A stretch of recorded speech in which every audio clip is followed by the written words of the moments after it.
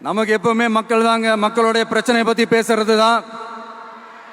இன்னைக்கு நம்ம காஞ்சிபுரம் மாவட்டத்துக்கு வந்திருக்கிறோம். இங்க மக்கள் ஃபேஸ் பண்ற அந்த பிரச்சனையை பத்தி நம்ம பேசி ஆகணும்.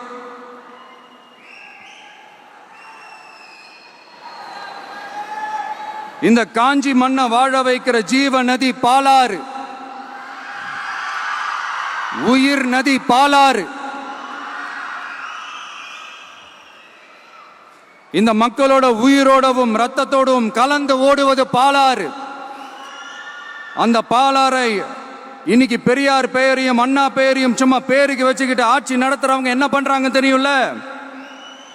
சுரண்டிட்டாங்க, கொள்ளையடிச்சிட்டாங்க, நாசம் பண்ணிட்டாங்க, மோசம் பண்ணிட்டாங்கன்னு இன்னும் என்ன வேணாலும் சொல்லலாம். ஆக மொத்தம் அழிச்சிட்டாங்க.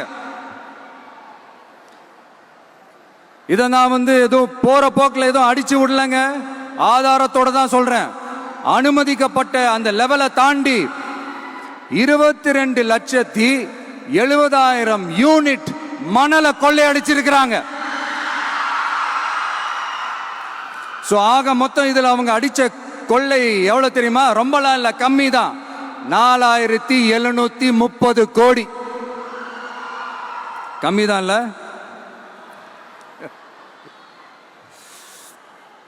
இதுக்கெல்லாம் அவங்க ஆதாரம்லாம் கேட்க முடியாது. ஏன்னா இந்த ஆதாரம்லாம் ஆல்ரெடி கோர்ட்ல இருக்குது, அமலாக்கத்துறை டிபார்ட்மெண்ட்ல இருக்குது.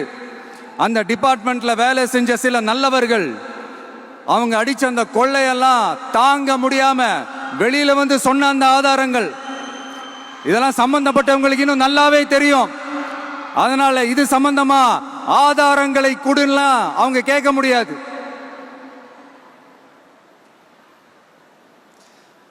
மணலை கொள்ளையடிச்சா நீர்நிலைகள் அழியும், ஏரி குளம் கண்மாய் எல்லாம் அழியும்.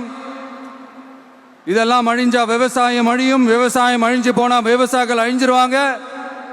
ஆக மொத்தம் நாம் எல்லாரும் மொத்தமா அழிஞ்சு போக வேண்டியதுதான்.